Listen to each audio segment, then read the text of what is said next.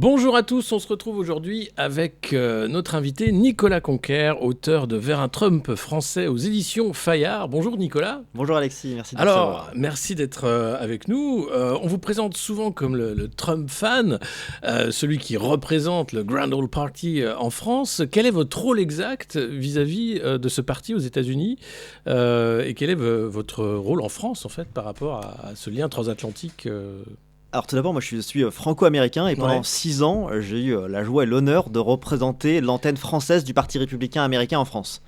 Ça m'a amené à faire de la mobilisation auprès d'Américains qui pouvaient exercer leur droit de vote ou qui avaient des questions de savoir comment s'implanter, s'acculturer à la vie française, mais également travailler sur du lobbying parlementaire auprès des États-Unis et aussi donner une voix conservatrice dans l'espace médiatique français. J'ai commencé à faire ça en 2019 et donc j'avais ce mandat officiel pendant 6 ans.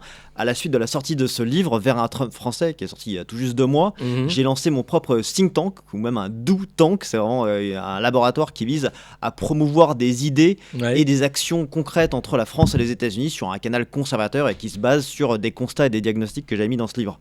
Donc effectivement, on me présente comme étant le Trumpiste de service, comme je l'indique dans le livre, mais c'est surtout pour décrire et décrypter un mouvement qui est souvent lu de manière très caricaturale dans l'espace médiatique. Il y a beaucoup d'enfumage et j'essaye, à travers ma culture, ma perception et ma connaissance en fait des deux rives de l'Atlantique, de faire en sorte qu'on puisse mieux se parler et mieux se comprendre entre Français et Américains, qu'on soit démocrate, progressiste, conservateur, républicain. Mais c'était un poste rémunéré pour le Grand Old Party que vous aviez ou c'était un poste représentatif? Comment ça se passait? Non, alors effectivement, c'était un engagement bénévole que j'ai mené en parallèle d'une activité salariée qui, c'était une manière aussi de défendre un peu les intérêts et de s'impliquer civiquement. Et également travailler à ce qu'il y ait de meilleure compréhension et surtout d'être dans un lien culturel. Moi je l'ai dit, je suis franco-américain, une mère américaine, un père franco-canadien, on a eu beaucoup de relations d'un côté et de l'autre de l'Atlantique et donc ça me paraissait nécessaire, surtout vu le traitement très biaisé avec des lunettes idéologiques qu'on avait dans les médias, que d'apporter un peu de nuance, un peu sans doute un autre éclairage, d'être un peu un poil à gratter par moment, mais justement faire tomber un petit peu ces fictions qu'on peut avoir des deux Amériques, avec l'Amérique progressiste, l'Amérique lumière et l'Amérique rance, l'Amérique profonde, raciste avec ses gros flingues. Ça, on va en parler effectivement de la perception à la fois de Trump et des États-Unis en général en France, mais aussi alors de ce parcours-là, parce que c'est quoi ce look par exemple, vous en parlez dans le bouquin, mais la petite moustache, la pochette, c'est pour être reconnu ou c'est parce que... Comment vous avez choisi ce look-là avant de vous lancer? Je pense que j'ai pas choisi grand-chose. C'est sans doute une manière un peu de se distinguer aujourd'hui où tout le monde un peu veut chercher la conformité, le conformisme. Moi, je cherche à pas me singulariser en tant que tel. C'est un goût pour réhabiliter sans doute un vestiaire masculin qui est sans doute là un peu laissé et remisé comme étant vieillot, vieux jeu. Je pense que ça revient. Il y en a qui regardent des femmes se déshabiller. Moi, j'aime bien regarder les hommes s'habiller. Chacun son truc. Mais de fait, et ça permet aussi de se singulariser. Mais encore une fois, c'est pas une fin en soi, c'est pas un personnage. Je m'habille comme ça et j'adapte en fonction. J'étais au ski, j'étais en lycra pendant une semaine. Je reviens à la ville, je m'habille comme à la ville. Et c'est pas d'en faire des tonnes, mais également montrer qu'il y a un petit côté punk de droite aussi, que d'assumer quelque chose qui peut être un peu endosser certaines critiques. Et si ça se limitait au niveau uniquement style vestimentaire, ça irait. Mais de fait, ça permet encore une fois de s'assumer pour qui on est et pas forcément tomber dans la caricature de celui qu'on voudrait que je sois. Oui, parce que ça fait pas très américain, sauf peut-être si des séries années 80, on pourrait être flic dans un truc genre Deux flics à Miami, mais pas à Miami, mais il y a ce côté précieux, français aussi. Dans ce livre, vous parlez beaucoup de l'influence des penseurs français, à la fois aux États-Unis, mais aussi sur votre construction politique. Finalement, où se trouve votre cœur? Plutôt du côté des États-Unis ou plutôt du côté français? Alors c'est compliqué de devoir choisir entre mon père et ma mère, même figurativement. Effectivement, je suis né en France, j'ai mes enfants qui sont français, j'essaie de maintenir cette culture et aussi de développer ce pont transatlantique, comme je l'ai dit avec mon think tank Western Arc. On a envie de faire en sorte que surtout dans cette année anniversaire, qui est le 250e anniversaire de l'indépendance américaine, pour laquelle les États-Unis ne seraient encore qu'une colonie anglaise et prendraient le thé à 5 heures si Lafayette et Rochambeau et un contingent français envoyé par la couronne française n'étaient pas venus aider ces jeunes futurs Américains à gagner leur indépendance. Donc c'est une année phare qui pour moi permet à ce qu'on puisse s'enrichir mutuellement de notre vision, de notre pragmatisme ou notre profondeur Voilà, du coup, j'essaye de faire en sorte qu'elles s'enrichissent, qu'elles se complètent. D'ailleurs, vous dites que c'est une guerre qui a coûté cher à la couronne française, finalement, d'aller aider ces révolutionnaires aux Amériques qui faisaient tomber la couronne d'Angleterre. Donc, le roi de France était content, mais au final, c'est des républicains qui ont gagné. C'était une démocratie balbutiante, mais les gens étaient un peu épris de cette liberté, et c'était le prétexte de faire du tort à la couronne d'Angleterre. Ouais. Mais à la suite de ça, ça a quand même mis à mal les finances du royaume, et ça a sans doute précipité ce qui était un peu les signes avant-coureurs de cette révolution et de la révolution qui a fait 1789 qui a été à la suite, et surtout de montrer qu'une république pouvait être un jeune pays, il n'avait pas choisi un mode de fonctionnement qui était la monarchie. Donc mais il y avait quand même une fascination auprès de la cour, la cour à Versailles pour cette belle, c'est ce qui était une promesse américaine, ce côté un peu messianique, et qui avait déjà favorisé, on l'avait vu, des aristos tels Alexis de Tocqueville, c'est un peu plus tardivement, mais des personnalités comme Chateaubriand qui sont allés découvrir ces grandes étendues et qui ont été fascinés et qui ont apporté un peu ces lettres d'Amérique, ces souvenirs. Justement, oui, Tocqueville de la démocratie en Amérique, qui va voir comment ça se passe là-bas. Pourquoi il choisit d'y aller? Alors c'est quelques années après cette révolution, et qu'est-ce qu'il en retire et qu'est-ce que nous les Français on en a retiré? Alors juste pour resituer dans le fil, la déclaration d'indépendance en 1776 et Alexis de Tocqueville, qui est un jeune aristo du Cotentin, qui est envoyé aux États-Unis en mission. Il était juriste et il va étudier le système carcéral américain. Il en revient avec 2 ouvrages qui sont une somme qui fait qu'il est reconnu mondialement, et surtout aux États-Unis, il n'y a pas un étudiant crédible qui ne connaît pas Alexis de Tocqueville. Et donc, dans les années 1830, il va observer ce fonctionnement au-delà du système pénitentiaire, de voir comment est organisée la démocratie aux États-Unis, et qui ne se gère pas uniquement au Parlement, mais dans les sociétés locales, au village aussi. Il y a vraiment une tradition, ils appellent ça les caucus, où les gens discutent d'intérêts communs. Il y a vraiment cette volonté aussi de s'organiser avec une forme de communauté intermédiaire, des corps intermédiaires, et qui estime qu'il y a une vraie vivacité. Et sans doute un modèle qui, encore une fois, peut-être que je le dis 250 ans après, avec un miroir, des choses qu'on peut aussi transposer dans le fonctionnement de cette démocratie américaine, qui, malgré ses travers, est quand même bien vivace et mobilise autrement que uniquement les gens qui sont impliqués sur un mandat électif. Oui, parce que Donald Trump, on l'aime pas, mais sa réélection en 2024 est quand même une élection très populaire. Là, il n'y a même pas de recomptage des voix. Le raz-de-marée Trump, il est réel. Comment c'est possible ? Alors comment c'est possible alors que tout le monde vous a dit que c'était impossible? Ouais, oui, c'est surtout le plus grand comeback de l'histoire, mais oui. à en croire les médias, à en croire les fameux experts, les sondages, il allait se fracasser, ça n'allait pas marcher. Et effectivement, au soir du 5 novembre 2024, il remporte les 7 États pivots, il remporte les 2 chambres, le Congrès et le Sénat, il remporte le vote populaire, c'était la première fois depuis 20 ans que ça n'était pas arrivé à un candidat républicain. C'est vraiment un succès retentissant, et ça se joue à plusieurs choses. Ça se joue d'abord au choix du candidat et aussi au style de campagne, systématiquement. Et après, il y a aussi une tectonique un peu qui est plus profonde et qui a un mouvement qui est amorcé, dont il est l'héritier, mais sur lequel il arrive vraiment à capitaliser, qui se dissocie sans doute de chemin qu'on est en train de mettre en place en France, où on vous vante la dédiabolisation, la normalisation de la politique et le sans vague. Aux États-Unis, et notamment à travers Trump, on voit qu'il y a l'authenticité, voire même l'outrance, qui est parfois quelque chose qui est assumé, qui permet de remobiliser, renforcer et développer un style de campagne à part entière. Donc à quoi c'est dû? C'est surtout, il y a une vraie identification de quelles sont les préoccupations et quelles sont les erreurs que sont en train de faire vos adversaires. Typiquement, le camp démocrate, cette Amérique progressiste, qui est initialement l'Amérique des cols bleus, des classes populaires, a complètement délaissé cet électorat pour se concentrer sur des idéologies du genre et des nouveautés sociétales.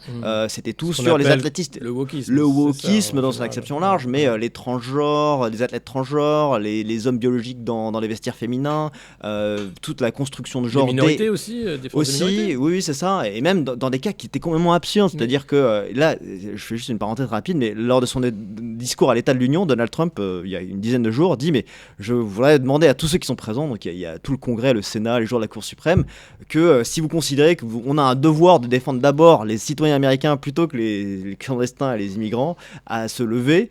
Et de fait, même les démocrates ne se sont pas levés par rapport à ça, ou en minorité. Ils n'ont pas donné du crédit à Trump. Non, mais ce qui est malheureux, mais en soi, c'est pas une question démocrate ou républicaine, c'est l'organisation, les sources de droit. Oui, mais ils veulent surtout pas se lever à la demande de Donald Trump. Oui, mais de fait, ça les dessert, parce qu'en soi, c'est le meilleur clip de campagne pour les élections de mi-mandat, dont on aura peut-être l'occasion de parler. Oui, mais ça montre à quel point ils se sont juste, par opposition à Trump, ils se sont décrochés du bon sens et ils viennent défendre ce qui, en fait, on appelle ça une thématique qui représente 10% de l'électorat, alors que 90% estiment que c'est une proposition de bon sens. Justement, 2024, donc cette campagne iconoclaste dans la provocation qui fait qu'il gagne, et il gagne tout. Et vraiment, on a l'impression que les démocrates ont disparu même de la scène médiatique et politique. C'est très compliqué pour eux.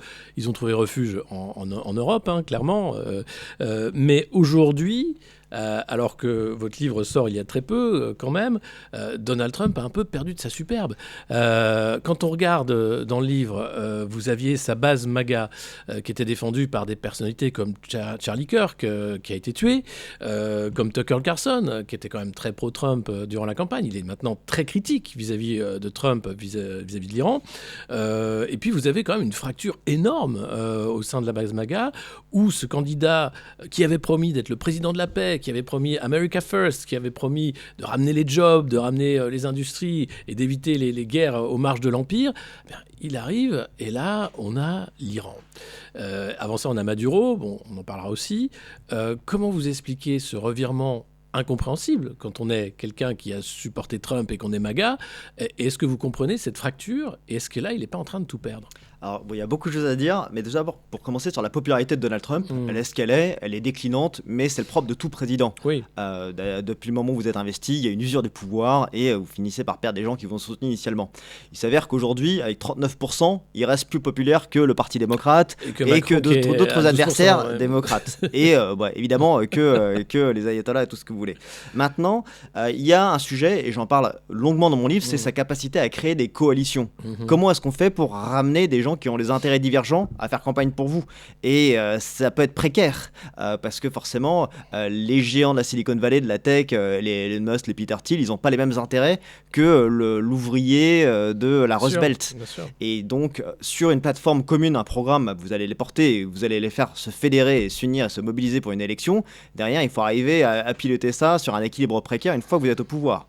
Et donc vous pouvez avoir des dissensions, notamment sur des personnes comme Tucker Carlson qui se sont revendiquées de la même ligne que Donald Trump, pour ne prendre que lui, qui a une voix proéminente, un podcast. On en parlait volontairement d'ailleurs, parce qu'on a du mal à répliquer ce modèle-là en France, mais c'est quelqu'un qui est issu. D'ailleurs, initialement au début des années 2000, il y avait une très bonne émission de débat sur CNN qui s'appelait Crossfire. Tucker Carlson, à l'époque, avec son nœud papillon, faisait des très belles jeux de tour à tour. C'est vraiment des beaux moments de télévision.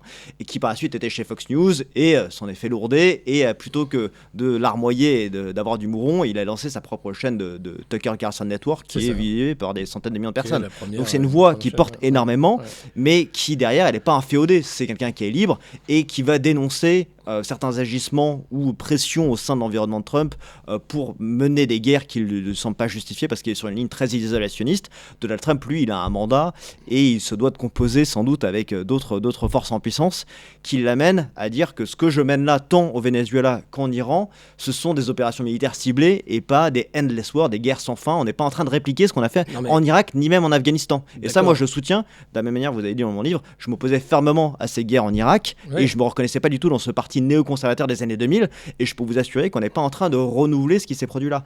La guerre en Iran, elle a commencé il y a 7 jours, on n'est pas parti pour avoir 7 ans, ou ni même 7 mois. Mais avec des questions quand même sur déjà des morts de militaires américains. Il avait promis d'éviter ça. Là, il a expliqué qu'il y en aura, et c'est que le début. On ne sait pas l'ampleur des frappes iraniennes aujourd'hui. Il y a l'Iran, certes, où il fait ça. Il y a aussi un grand fossé dans la base vis-à-vis d'Israël aussi, où les MAGA, Make America Great Again, beaucoup disent c'est Make Israel Great Again. Et en fait, Trump ne travaille pas pour les intérêts des États-Unis, mais pour les intérêts d'Israël et de Netanyahou. Oui, alors ce qu'il faut voir, c'est que ces voix qu'on entend et qui sont beaucoup amplifiées par les algorithmes parce qu'elles créent des likes comme de la fight, c'est-à-dire du soutien comme des disputes en ligne, sont pas forcément représentées électoralement par beaucoup d'élus. Si je prends des Tucker Carlson, des voix encore plus clivantes comme des Nick Fuentes, ce sont des gens qui attisent et créent de la dissension, ou même anciennement des Candace Owens, qui étaient sur une ligne très pro-Trump et qui se sont dit tiens, j'ai sans doute une autre chapelle à évangéliser en créant la division. Ça pour de l'audience, c'est ce que vous me dites. Enfin, on peut le dire ça de manière assez cynique, ils sont sans doute très convaincus, mais en tout cas, force est de constater que ça marche bien pour eux. Pour moi, ces divisions, elles sont alimentées. Il y a certes une préoccupation de dire que, effectivement, on n'a pas envie d'avoir une politique étrangère qui est soumise par une puissance étrangère, notamment Israël. Non, parce qu'il y a la vraie question de l'AIPAC, ce lobby important pro-Israël qui finance beaucoup la scène politique américaine, de gauche comme de droite. Oui, mais à ce compte-là, on peut s'interroger sur tout le financement de la vie politique américaine, qui est ceux des lobbies, quels qu'ils soient. Ce n'est que ça, mais pas que, c'est pas l'apanage de l'AIPAC, qui n'est pas d'ailleurs le plus important. L'AIPAC est particulièrement montré du doigt. Vous savez, il y a l'AIPAC Tracker qui permet de voir un peu qui sont les plus financés. Et sur ce choix de l'Iran, enfin de l'attaque en Iran, on sent clairement quand même l'influence de cette force politique et de ces élus, justement, qui vont dire on doit venir en soutien de Benjamin Netanyahou sur ce dossier iranien. Bon, encore une fois, c'est pas en soutien au gouvernement israélien, c'est en soutien déjà à un peuple iranien sur lequel il y avait une volonté de mettre fin à un régime tyrannique depuis plus de 47 ans et qui a été, dès sa création, une menace aux intérêts américains. On rappelle que le guide suprême arrive, il met la main sur l'ambassade américaine et il y a les deux Satan d'une part, et après il prend des otages dans l'ambassade américaine pendant 400 jours. Donc il y a une vraie une préoccupation de se dire, effectivement, c'est au-delà de nos frontières, mais ça peut aussi mettre à mal les intérêts américains sur place ou des alliés. Sur le changement de régime, Donald Trump a dit que c'était pas l'objectif de cette opération. C'est pas sûr. Du tout pour libérer les Iraniens des mollahs. Alors, ça passe sans doute par la libération des mollahs. L'enjeu, c'est pas de dire, c'est pas nous qui allons mettre un homme de paille sur place. Non, après, il a dit aux Iraniens, allez-y, on vous a bombardé, maintenant prenez les armes et renversez votre gouvernement. C'est quand même cavalier. Il y a une volonté de dire qu'il n'y aura pas d'accord de paix à ce stade et que c'est une reddition pleine et entière qui est attendue. Et que l'enjeu, effectivement, il veut aussi avoir à porter son tampon sur qui sera le guide suprême. Là, c'est désormais le fils du non-regretté Khamenei.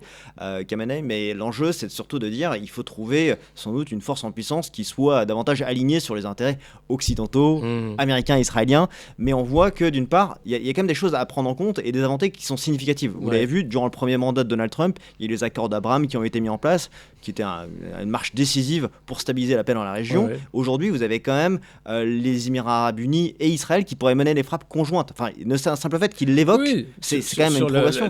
On normalise. Y compris le Qatar qui s'est fait attaquer par l'Iran. Alors qu'ils avaient un rôle plutôt trouble et un peu double jeu. Mais il y a une normalisation d'Israël dans la région et je pense que ça peut garantir ou offrir davantage de stabilité et surtout éviter qu'il y ait des menaces avec d'autres puissances que ce serait la Russie ou la Chine qui sont éminemment dépendants des exportations de pétrole iranien. Mais la stabilité, quand on bombarde un régime comme l'Iran, on sait très bien qu'on va créer aussi de l'instabilité. La question, c'est est-ce qu'on peut contrôler ce processus de guerre et jusqu'où ça va. Et là, on a un bel exemple avec la Libye. Est-ce que c'était mieux ou moins bien? Personne ne va regretter Kadhafi. L'Irak et la Libye, tout le monde vous dira que le nation building ne fonctionne pas, que les Américains ont bombardé, mais qu'il n'y a pas de plan après, et c'est des mafias qui prennent le pouvoir, ou pire encore, des groupes terroristes islamistes. Non, mais de fait, l'enjeu n'est pas là d'avoir un nation building, et juste de s'assurer que ce gouvernement ou ce régime qui était jusqu'au boutisme fanatique religieux qui est l'Iran, qui on l'a vu alors que ses leaders ont été oblitérés,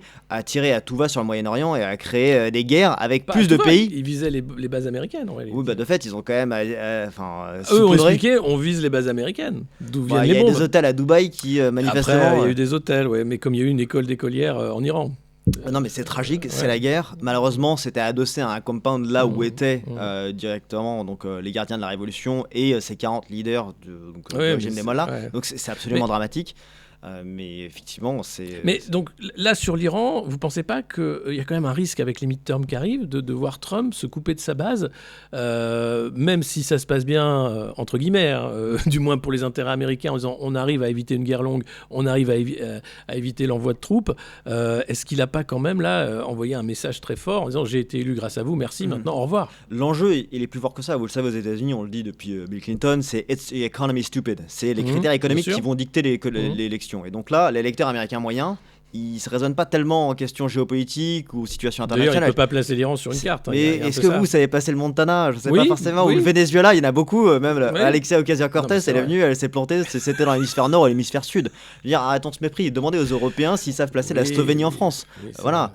Maintenant, est-ce que aujourd'hui, vous avez donc cet électorat qui attend surtout que Donald Trump il livre sur l'économie et sur le pouvoir d'achat? C'est vraiment les deux gros sujets. Et d'ailleurs, au point où les démocrates, ils l'ont compris, ils jouent sur, en anglais on dit affordability, le coût de la vie, qui est très attendu. Zoran Mamdani, le maire de New York, il est élu sur cette promesse-là, parce que c'est clairement quelque chose sur lequel ça mettra tout le monde d'accord, c'est fédérateur. Comme dans tous les pays, hein, je veux dire, l'Iran a été asphyxié aussi par les sanctions, ça a commencé par de grandes manifestations sur le coût de la vie, contre les mollahs aussi, mais ça a commencé aussi par le problème économique. Et pour reboucler sur l'Iran, là, à l'heure actuelle, avec l'augmentation du baril de Brent, ça va avoir un affaire inflationniste qui peut sans doute mondial, mais surtout évidemment aux États-Unis, qui même s'ils ont d'autres réserves du gaz de schiste qui leur permet un peu de temporiser ça, va sans doute mettre à mal le bilan économique en vue des midterms. Mais d'une part, comme je vous l'ai dit, il est monté rapidement, l'opération se stoppe et il y a une normalisation dans le détroit de Hormuz qui est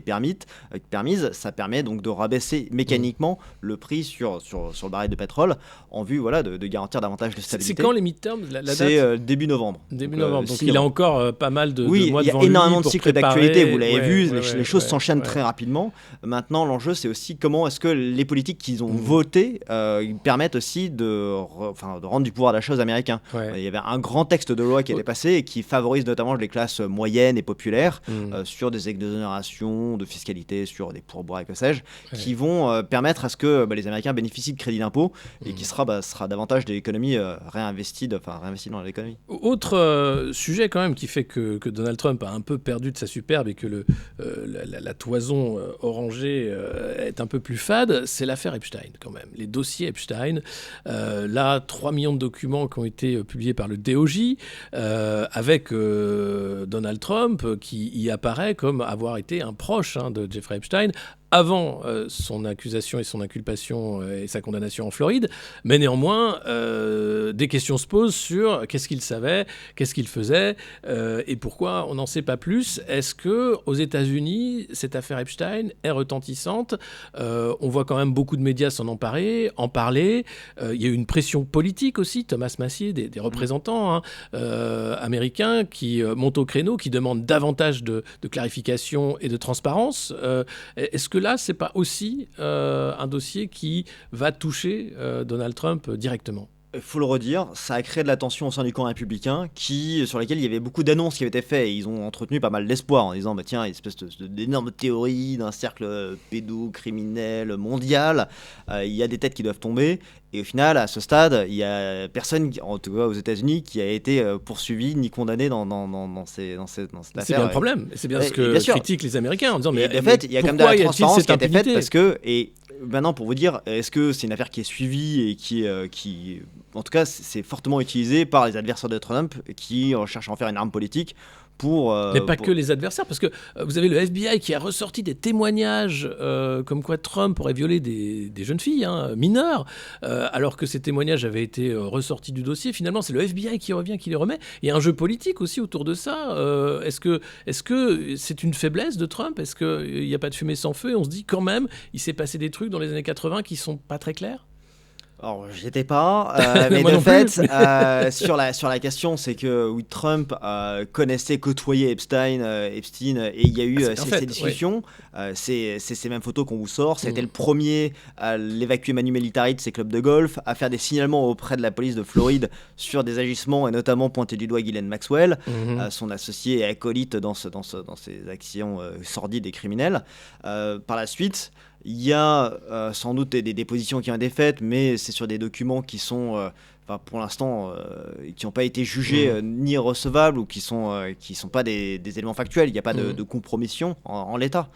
Maintenant, moi, j'aimerais à ce qu'on regarde en France, où c'était Emmanuel Macron qui nous disait mais c'est à la justice américaine de faire son travail, c'est pas une histoire qui concerne la France, alors qu'on a vu que l'appartement de l'avenue Foch, ses rabatteurs, était essentiellement en France. Il y a énormément de victimes qui se sont prononcées, qui sont d'origine de France, et on se demande mais qui savait et qui n'a rien dit, qui regardait ailleurs pendant que ça se passait sous nos fenêtres en France. Je suis tout à fait d'accord. Et on est très préoccupé par ça. ça.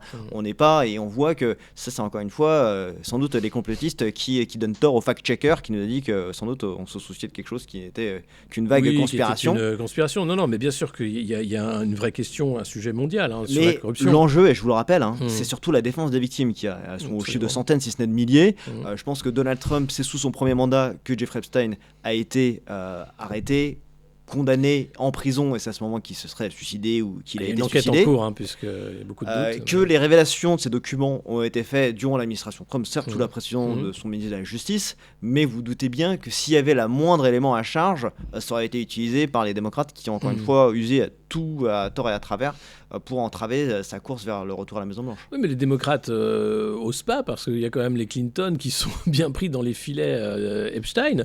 D'ailleurs, ils ont été obligés de témoigner. Alors, après avoir refusé d'assister à une audition à laquelle ils étaient convoqués par le Congrès, ils y sont allés.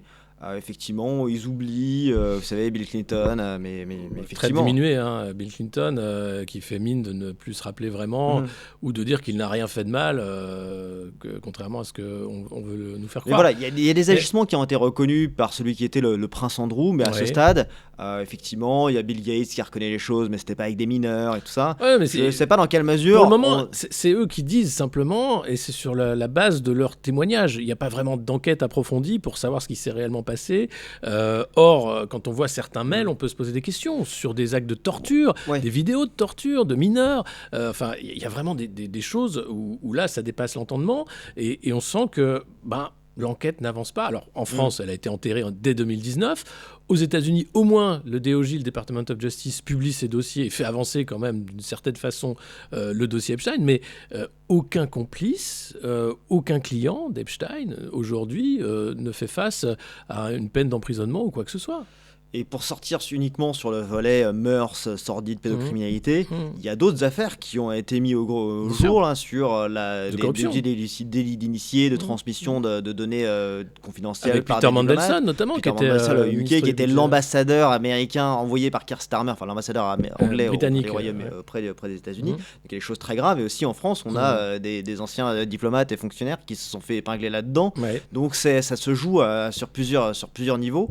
Et il y a sans doute... en tirant un peu le fil d'autres complicités qui vont être dévoilées, mais de fait on peut pas sur le fait de juste spéculer qu'il n'y a pas de fumée sans feu, ça me semble un peu simple vu la gravité des faits. Mais justement, il y a le temps de l'enquête et ce temps-là, avant les midterms, c'est peut-être trop court, donc ça permet aussi de sortir ce dossier-là en le sortant en début d'année et de dire on passera à autre chose très rapidement. Mais malheureusement, vous l'avez raison, un cycle d'actualité en chasse un autre. Là, avec la guerre en Iran, on ne parle absolument plus d'Epstein, et c'est systématique, c'est à chaque fois qu'il y avait un creux dans l'actualité que ce dossier revenait au centre. Et ce qui est assez malheureux, parce que effectivement on est préoccupé. C'est le dossier central, puisque dedans on a quand même au-delà de l'affaire pédocriminelle, des dossiers de corruption énormes, et notamment aussi des questions sur le rôle trouble d'Epstein dans les publications scientifiques, toute cette histoire sur le transhumanisme, sur la fondation Gates, etc. Donc il y a beaucoup de questions qui se posent au-delà du réseau de traite humain.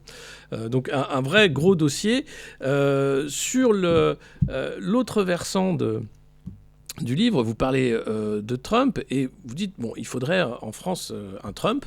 Les Français sont pas prêts.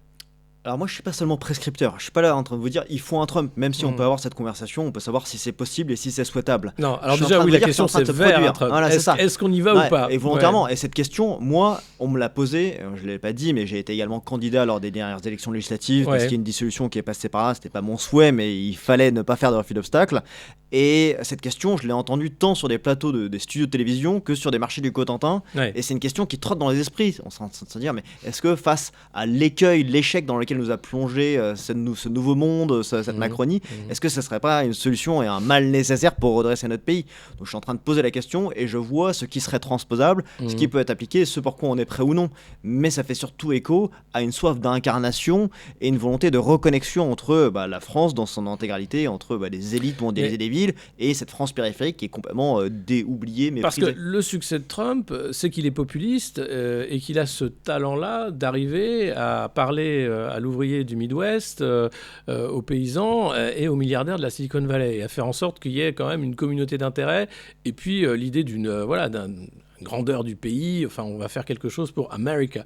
En France, personne ne veut être populiste. C'est même l'infamie. Il Oui, faut surtout pas c'est un être gros mot. populiste. Oui. C'est un gros mot, c'est une étiquette qu'on n'assume pas. Je pense qu'il faut aller au-delà des étiquettes et surtout s'intéresser sur dans quelle mesure est-ce qu'on transmet une vision pour son pays qui soit pas genre juste davantage d'ultralibéralisme, notre nation va mal donc il faut plus d'Europe. Il faut savoir transmettre un projet, un rêve français et s'inscrire dans une longue tradition historique.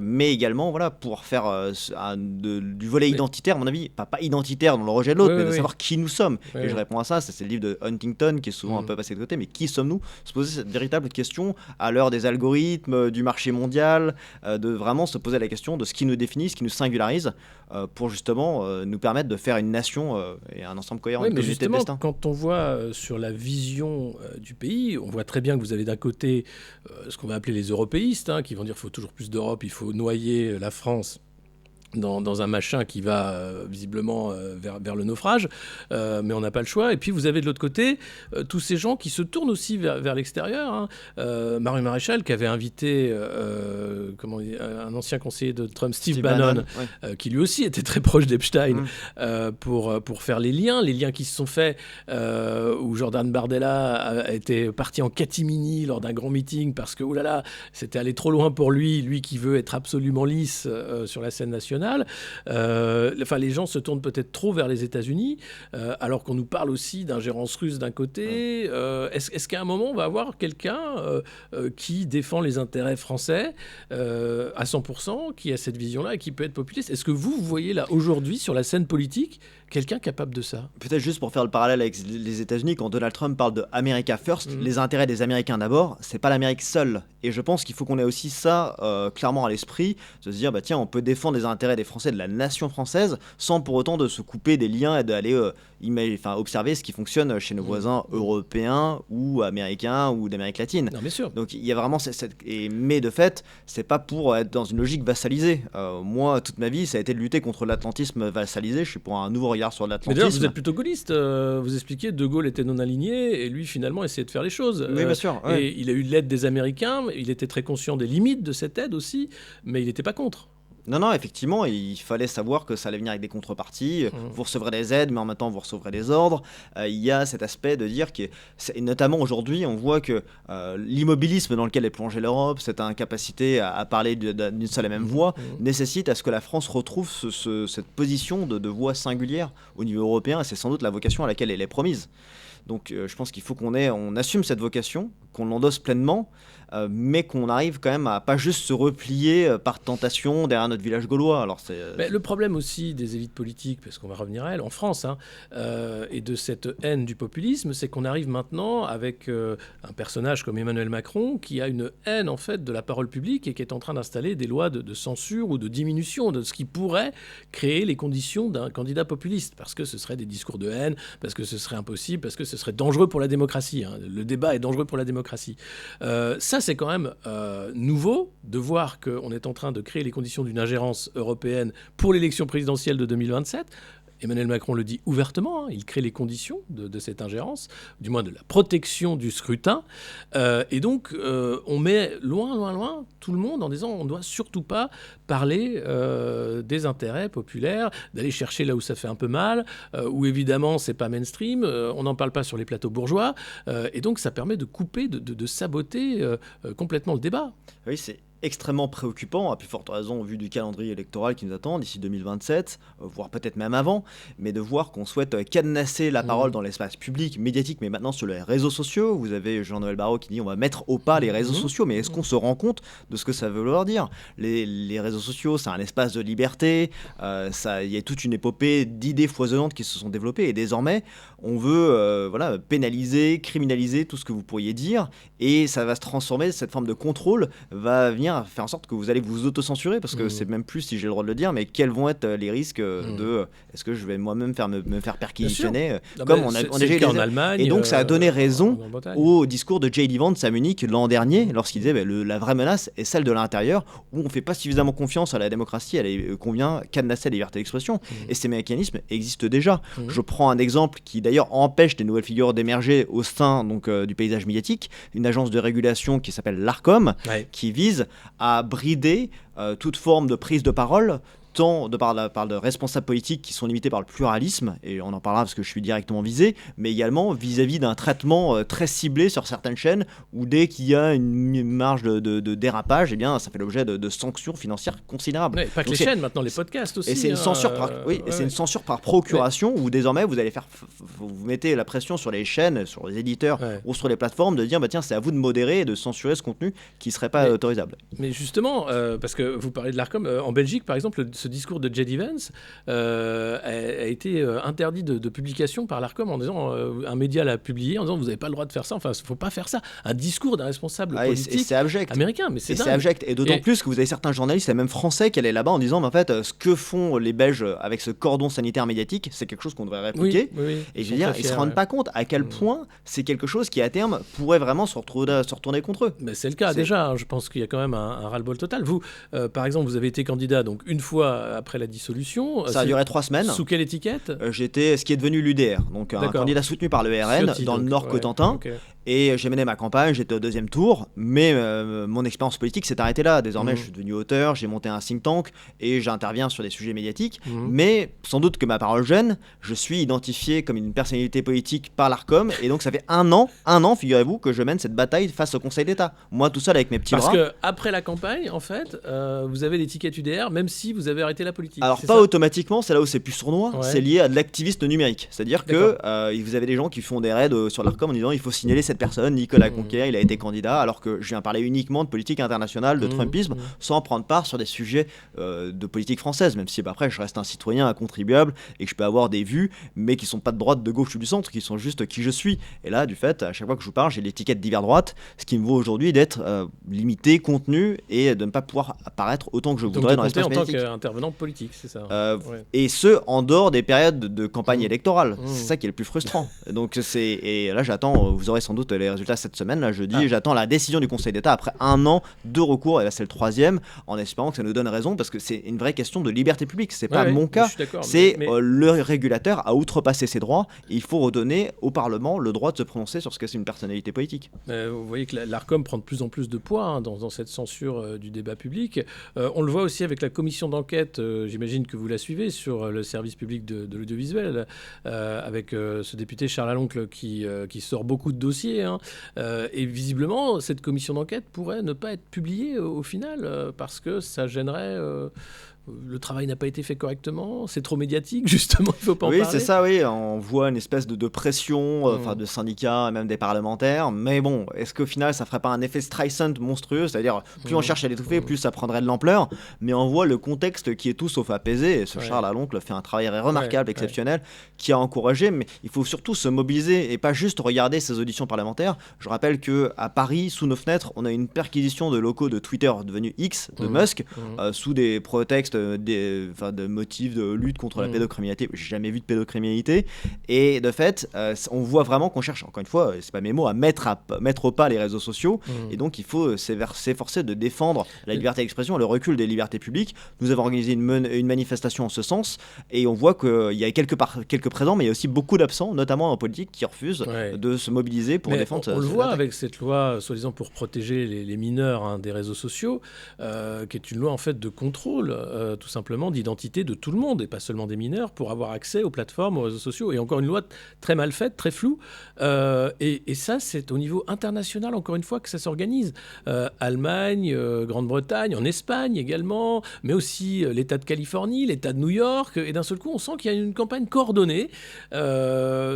Ce serait l'État profond, on dirait que ce serait la même chose, pour dire on est d'accord, c'est maintenant, et c'est après le World Economic Forum de Davos qu'a été lancée cette campagne pour dire il faut vraiment interdire l'accès des réseaux sociaux aux moins de 15 ans. Mais d'où ça sort cette idée, et pourquoi les moins de 15 ans n'auraient pas le droit d'avoir accès aux réseaux sociaux ?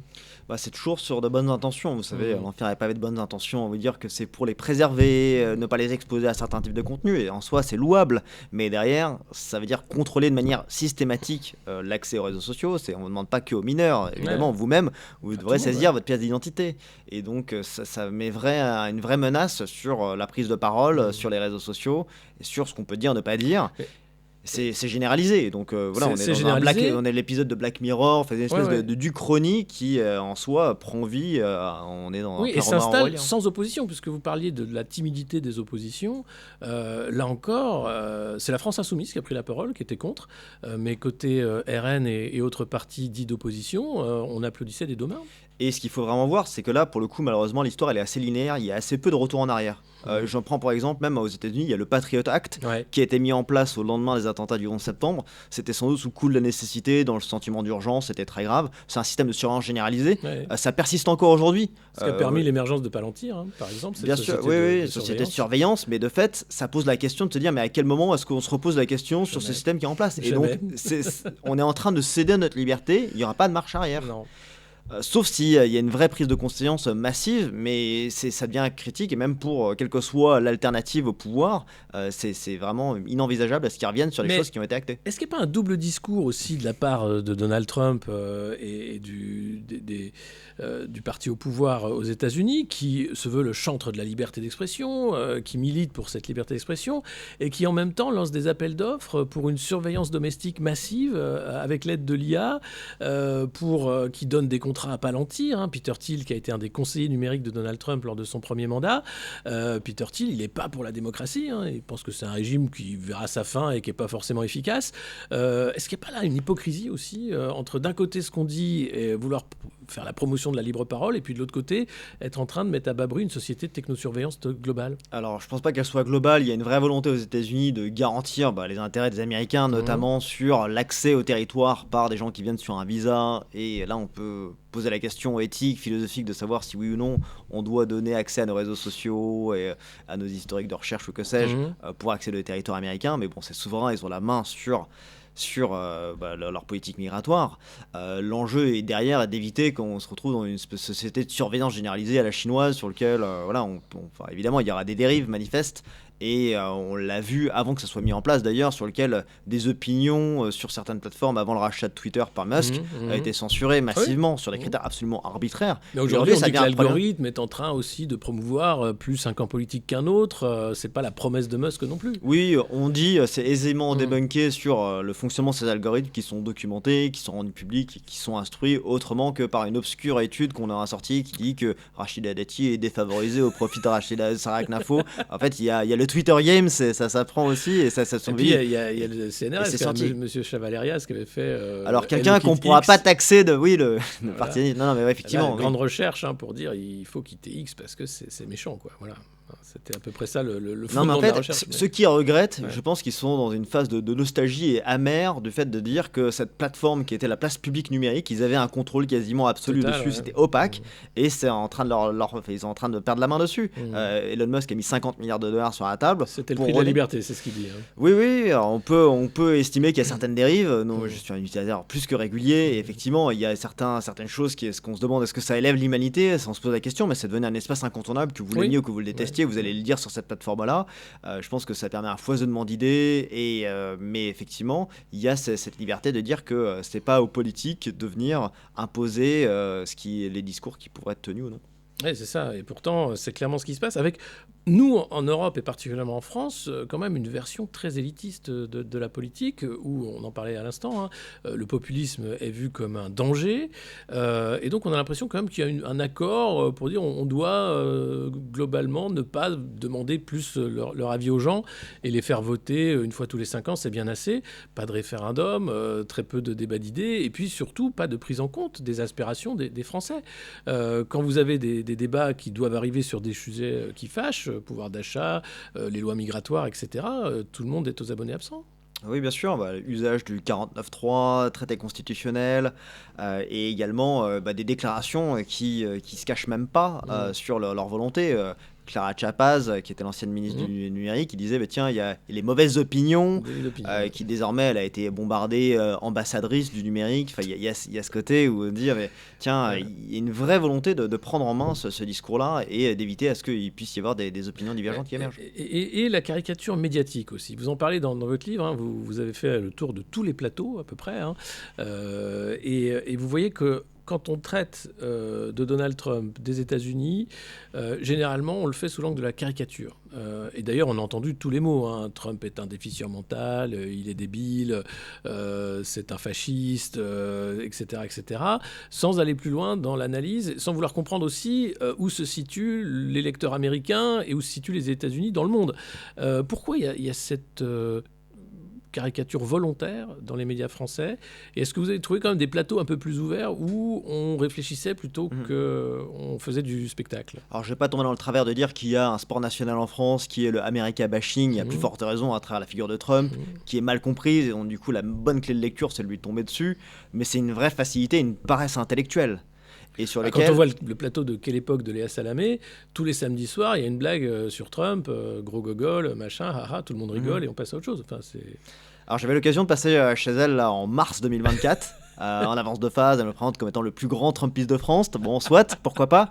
Mais il y avait complètement une incompréhension de ce qui était en train de se produire à l'œuvre. Je disais, mais tiens, Trump, il vient de faire un retour, il vient de balayer les primaires, il va aller il va retourner à la Maison Blanche. Et pour eux, c'était inenvisageable. C'était une blague, ils rigolaient. Oui, c'est ça. Enfin, ça suscitait des ricanements. Mais voilà, il faut endosser ça.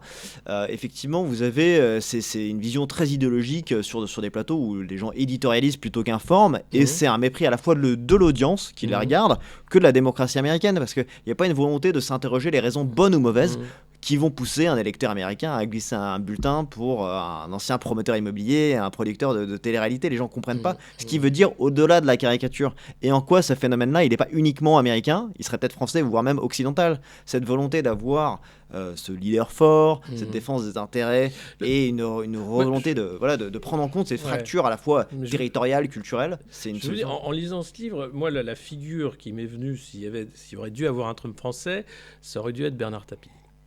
Ouais, c'est souvent une image qu'on me ressort et ça s'entend. À ceci près que moi je suis pas dans le passé. Je suis pas là pour vouloir faire une figure. Si la condition avait été possible, et il s'est lancé en politique sous Mitterrand, il s'est d'ailleurs bien fait avoir, ça aurait pu être lui. Mais aujourd'hui, je vois pas qui. Alors effectivement, mon livre pose la question et vise à voir à quoi ressemblerait l'anatomie d'un Trump français avant de le prendre sur différents critères et de voir en quoi ça peut susciter une forme de rejet. Le côté du rapport à l'argent, le businessman, il y a quand même, on s'en tient un peu à distance. Le côté iconoclaste et tribun, ça a certaines limites. Le côté religieux aussi. Oui, dans une certaine mesure. Pas du tout en France. Oui, même si en fait, il y a peut-être y avoir une aspiration, on le voit, qu'on l'apprécie ou non. Il y a peut-être une redécouverte du fait religieux sur certains indicateurs sur lesquels peut-être les catholiques ou les musulmans se confortent, qui est sans doute, chacun regarde un peu sous le prisme qu'ils ont envie de regarder, mais il y a sans doute à travers ce vide religieux, il y a quelque chose d'autre qui va émerger.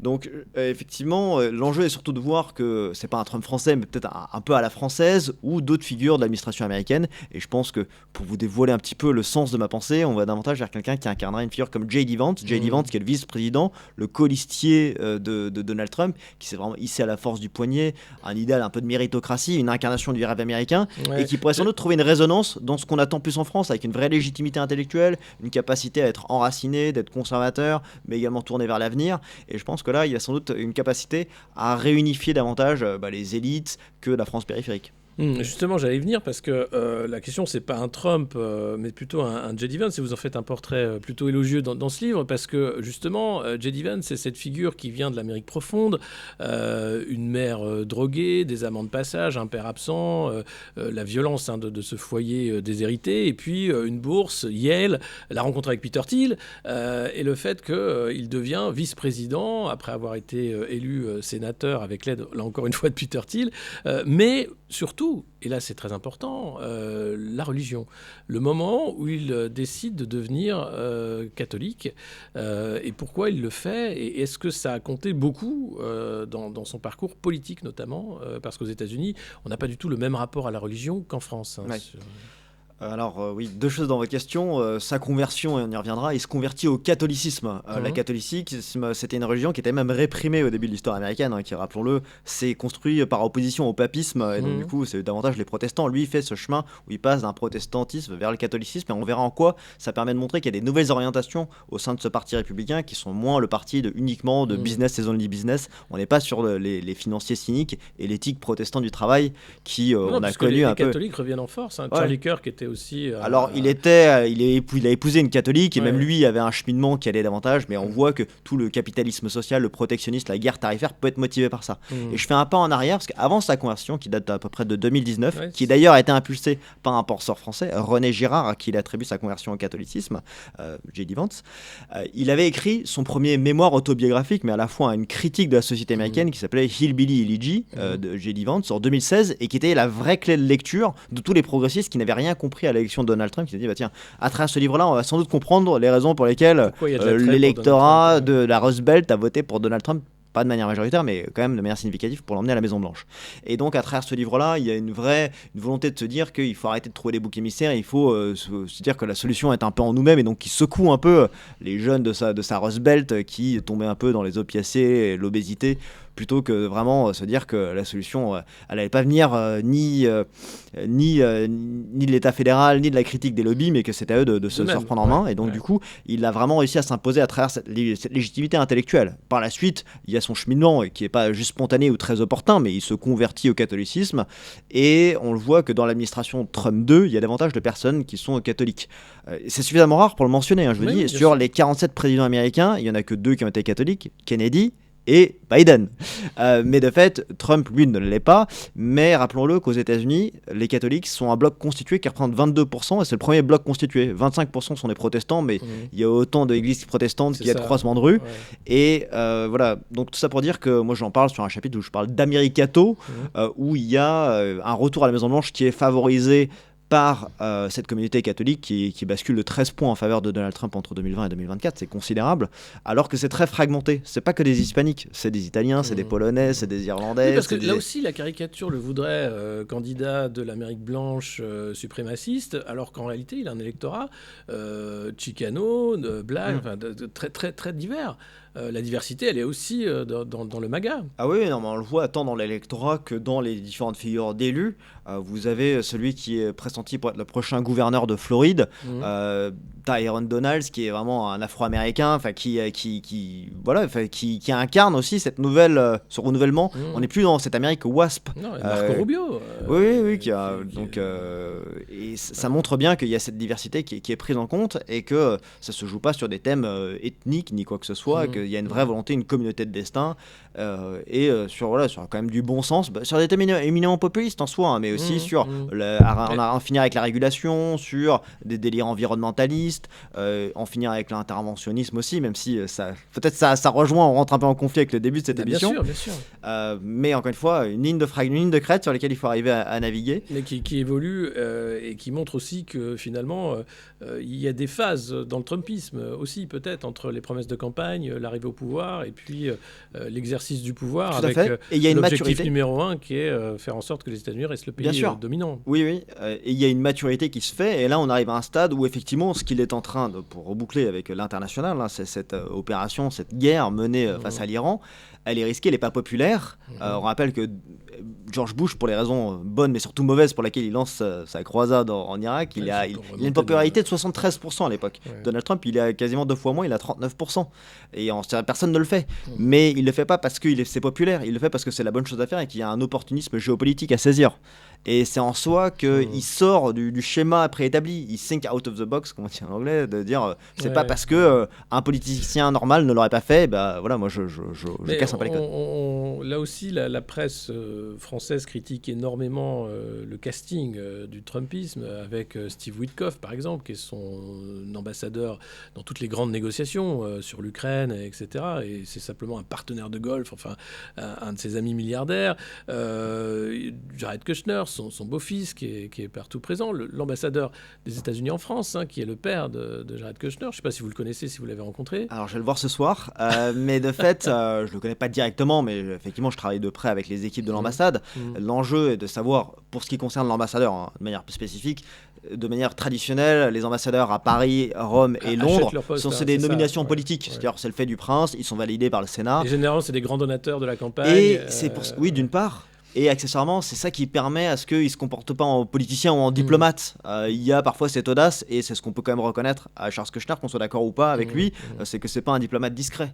Et parfois, c'est ce qu'on attend à la manière de Vance quand il était à Munich, que parfois il nous donne un peu l'électrochoc qui va bien pour nous présenter un petit peu les tares ou les dysfonctionnements auxquels on peut faire face. Surtout que c'est une année importante, puisque c'est les 250 ans de l'amitié franco de l'indépendance, mais qui est évidemment liée. Il y a pas mal de commémorations qui vont être marquées là-dessus, donc sur un volet culturel sur lequel il y aura des choses évidemment sur lesquelles on peut capitaliser pour renforcer ces relations sur lesquelles on voudrait vous dire qu'on n'est plus alliés. Enfin, vous savez, c'est typiquement pour rejoindre sur l'enfumage médiatique, où vous avez des gens en plateau qui nous disent mais désormais les États-Unis sont nos ennemis, mais les gens ne se rendent pas compte du poids des mots. Je veux dire, alors, c'est pas l'enfumage médiatique, puisque là c'est même des figures politiques, comme Valérie Hayé par exemple, qui est présidente du groupe Renew au Parlement européen, qui explique très sagement que les États-Unis sont dorénavant une nation ennemie, quasiment. Non, mais c'est très grave, et ça demande à ce que ces gens-là soient recadrés par leurs autorités. C'est-à-dire que, il y a des diplomates qui ont un rôle, et quand vous êtes un politique envoyé au Parlement européen, vous vous concentrez pour définir la prochaine législation sur les brosses à dents en bambou, et pas pour définir qui sont les ennemis de la France. Vous avez... pourtant, on a des parlementaires européens qui sont là pour faire de la politique nationale. C'est le cas de Raphaël Glucksmann, par exemple. Il est député européen, mais il est invité tous les matins sur France Inter, quasiment pour préparer sa campagne. C'est un peu tronqué. On a un vrai problème. Sur le cas J.D. Vance, parce que, en fait, Trump, c'est la tête de gondole, c'est le truc qui brille, il y a de l'or, du marbre, plein de phrases qui choquent tout le monde. J.D. Vance, il est très discret, en réalité. D'ailleurs, il est très discret, y compris en ce moment, alors qu'il y a cette crise en Iran, et qui pourrait déboucher sur un problème beaucoup plus vaste pour les midterms. Est-ce que c'est lui qui peut prendre la suite, ou est-ce qu'il y a des luttes déjà qui se font jour au sein des proches de Donald Trump ? Alors sur le rôle du vice-président, de manière traditionnelle, vous avez volonté à remplacer le président si jamais il venait à ne plus pouvoir servir, mais vous êtes un peu tenu un peu en retrait des activités. Vous n'avez pas un rôle de premier plan, et surtout vous n'allez jamais rentrer en bataille rangée contre le commandant en chef. Il lui a quand même été délégué des missions de premier plan, notamment il y a des sujets majeurs de fraude sociale aux États-Unis qui sont en train d'être dévoilés, notamment par des journalistes citoyens. On l'a vu au Minnesota, on l'a vu, bref, il y a quand même ce sujet d'investigation sur lequel c'est quand même un gros fardeau dont il va devoir se soucier.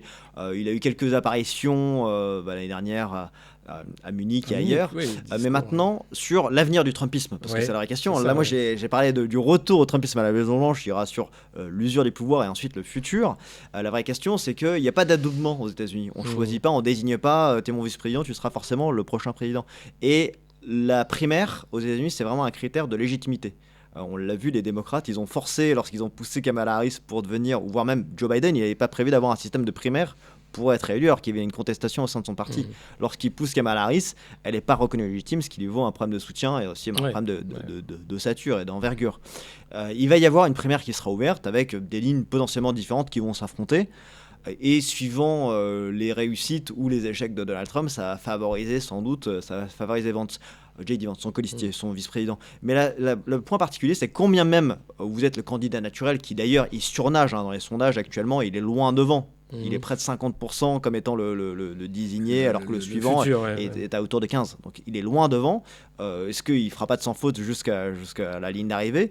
Mais la vraie question, c'est comment est-ce que vous arrivez à créer une coalition de votre propre fait plutôt que de vouloir reprendre celle de votre prédécesseur ? Qui est abîmée, qui est quand même bien abîmée. Oui, déjà. Sans doute, mais à supposer que quand même elle ne soit pas abîmée, vous allez la reprendre et vous allez perdre des marges. Et ça, l'élection, elle se joue aux marges. Donc l'enjeu, c'est que vous ne pouvez pas juste vous approprier le Trump 2, il va y avoir une coalition Vance qui va devoir être déployée dans un nouveau style et sur lequel il est encore un peu tôt pour montrer sa campagne. Je pense que ça sera au lendemain des élections de mi-mandat, donc de midterms en novembre prochain, qu'il va y avoir des premiers candidats républicains qui vont sortir du bois, et Vance va voir si c'est opportun pour lui, mais effectivement c'est ce à quoi il est aspiré, parce que derrière c'est tout le malheur qu'on lui souhaite, et c'est d'ailleurs pour ça qu'il a été choisi. Du fait de son jeune âge, c'est un choix du bon sens. Trump dit tiens, si je peux pas aller au bout de mon mandat pour des raisons de santé, d'âge, que sais-je, j'ai quelqu'un qui peut reprendre le flambeau d'une certaine manière, et donc il y a une vraie confiance, il y a un choix du cœur qui est assez idéologique, plutôt que de trouver, vous savez, le vice-président qui fera pas de vagues et qui sera assez lisse et qu'on peut laisser. Je peux vous demander qui était le vice-président de Donald Trump durant son premier mandat. La majorité des gens s'en souviennent pas, et de manière générale on se souvient pas des vice-présidents. Et c'était qui d'ailleurs ? C'était Mike Pence. C'est vrai. Et voilà, et lui pour le coup c'était un catholique converti vers l'évangélisme. Donc vous savez, il y a ce changement. Il y a vraiment des balanciers. Il y a ce changement, et moi j'en parle assez longuement parce que je vois ça vraiment d'un bon œil. cette conversion catholique des États-Unis, pas par rapport à ma foi, mais parce que pour moi, ça va permettre à ce que les droites européennes et américaines se comprennent mieux, une nouvelle orientation plutôt sociale. Alors ça peut faire hausser les épaules ou les sourcils, c'est-à-dire qu'il y aurait davantage d'un capitalisme plus social, qui est notamment matérialisé par ce protectionnisme raisonné et cette barrière commerciale, de vouloir réindustrialiser le pays, c'est de favoriser les intérêts. Il n'y a pas que ça, il y a aussi la campagne qu'avait lancée Trump aussi sur le prix des médicaments. En disant que les États-Unis payent beaucoup trop cher par rapport à d'autres pays et que c'était pas normal que Big Pharma fasse des marges pareilles sur le dos des Américains. Donc c'est aller s'en prendre aux intérêts des puissants, notamment des lobbies, notamment pharmaceutiques, qui là aussi le met à risque et il se détourne sans doute. Là pour le coup, on a parlé des fonds et de l'IPAC tout à l'heure. La pharma, c'est considérable, c'est un des plus gros. Donc effectivement, il y a une vraie volonté de servir aux intérêts en tapant plutôt sur le faible, sur le fort pour défendre le faible. Est-ce que vous pensez qu'en 2027, il y aura un candidat surprise façon Trump en France? Bien, le timing est quand même assez court, mais on l'a vu que le scénario du favori, il s'est souvent fracassé devant le réel. Il y a beaucoup de gens qui ont trébuché avant la ligne d'arrivée. Je prends Fillon, Strauss-Kahn, et encore, on peut faire systématiquement toutes les élections de la 5e République, à chaque fois c'était le cas. Là, Marine Le Pen, ça a l'air plutôt compromis. Jordan Bardella, on commence à lui chercher, il y a des affaires qui commencent à s'accumuler. Derrière, il faut qu'il y ait une volonté, à mon avis, d'être dans une forme de coalition, plutôt que de prêcher chacun pour ses chapelles. On dit en France, on a souvent la droite la plus bête du monde, qui est majoritairement politiquement, mais qui est assez fracturée et qui fait le jeu de la gauche, ou une candidature centriste. Mais là, on voit qu'il y a une vraie nécessité d'arriver à transcender ce clivage de blocs qui a complètement fragilisé nos institutions, et de réunir une coalition qui, à mon avis, sera assez souverainiste, avec un volet identitaire, sans doute assez conservateur aussi, qui permettrait, et d'ailleurs, et comme je disais, parce qu'on a parlé du rôle de la foi aux États-Unis, il y a énormément de bastions protestants, catholiques. En France, quand bien même on peut se flatter du nombre de baptêmes d'adultes à Pâques, c'est pas forcément la région majoritaire, donc ça pose une question du front de la foi aussi à porter sur sans doute des alliances qui se feraient de raison entre des chrétiens, des musulmans modérés, pour lutter face à certaines dérives sociétales. Donc il y a tout ce genre de questions. Le timing est limité. Il faut que des gens arrivent à émerger, et ça nécessite un peu d'audace, mais aussi de la responsabilité de la part des électeurs, plutôt que de tomber dans la résignation. Mais ça nécessite aussi peut-être un paysage médiatique un peu différent, et puis l'évitement des lois de censure, parce que si tout se met en place comme voulu par Emmanuel Macron, un Trump est impossible, soyons clairs. Oui, non, mais voilà. Et ça rassurera plein de Français qui voient Trump comme le démon, de toute façon. Mais ce que je veux dire, c'est un candidat populiste est impossible. Oui. Ça nécessiterait d'abord qu'il cultive et qu'il souhaite développer ce type d'interaction que vous avez sur le monde moderne ou sur d'autres plateformes pour aller justement toucher différents électorats. Des gens, on rappelle, en 2022, le premier parti de France, c'était l'abstention. Il y a un désintérêt, et c'est pas seulement le français, c'est l'offre politique qui ne rassure pas, qui ne satisfait pas. Donc il y a besoin d'un renouvellement. C'est pas que du dégagisme, c'est vraiment de l'incarnation et une capacité à s'exprimer autrement que derrière une fiche cartonnée rédigée par ChatGPT sur une chaîne d'information en continu. Donc il y a besoin d'interactions franches et de reconnexion avec les villes, les campagnes et la France dans sa vision sur l'histoire longue. Donc ça vous a pas brûlé les ailes, le premier passage en politique, j'ai l'impression? Alors moi, à titre personnel, je suis plus un passeur de liberté, un observateur. Encore une fois, moi je suis en train de poser des constats et d'écrire. Effectivement, et je suis là pour servir et m'impliquer, mais il n'y a pas une volonté, j'ai pas d'agenda en tant que tel. Après, encore une fois, je veux pas tomber dans il n'y a pas de clepsydre sur 2027. Ce scénario que je suis en train de produire, pour moi, la France, elle en a vu d'autres des crises. Effectivement, j'aimerais qu'on ait notre redressement qui intervienne le plus rapidement, serait le mieux, mais c'est des préconisations et un guide pratique en vue des prochaines échéances. C'est aussi beaucoup de réflexion personnelle, c'est pas un livre uniquement politique. Vers un Trump français de Nicolas Conquer chez Fayard, où il y a aussi ce balancier entre les deux pays. Et d'ailleurs, on apprend quand même, fact, que vous avez eu un président américain dans votre famille. Absolument, c'était le 8e président américain, Van Buren, qui était un démocrate. Donc voilà, personne n'est parfait, mais voilà, c'est peut-être je prends un peu le contre-pied. Mais accessoirement, on le connaît moins parce qu'il n'a pas déclenché de guerre, donc ça c'est déjà une bonne chose de son côté. Il a traversé une dépression économique sur son mandat, mais c'était le vice-président d'Andrew Jackson. Andrew Jackson, c'est un style de présidence dans lequel Donald Trump s'inspire beaucoup, donc en soi c'est un peu une manière de le redécouvrir.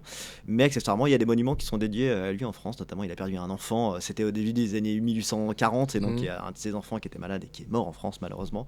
Mais donc voilà, encore une fois, un signe d'amitié entre les peuples, et qui malgré le deuil se persiste, et nous voilà pour prolonger au moins 250 années d'amitié franco-américaine. Bien sûr, peu importe le marais politique et ce qu'il en est. Merci beaucoup Nicolas Conquer d'avoir été invité du Monde Moderne. Merci à vous de suivre notre émission, le Modern Talk. Ça permet d'avoir une émission en plateau. Eh bien, si ça vous a plu, n'hésitez pas, vous mettez un petit pouce en bas, et puis vous pouvez nous soutenir sur tipeee.com/le monde moderne ou patreon.com/le monde moderne, et en vous abonnant à la chaîne YouTube du Monde Moderne, bien sûr. À la prochaine, et merci. Merci.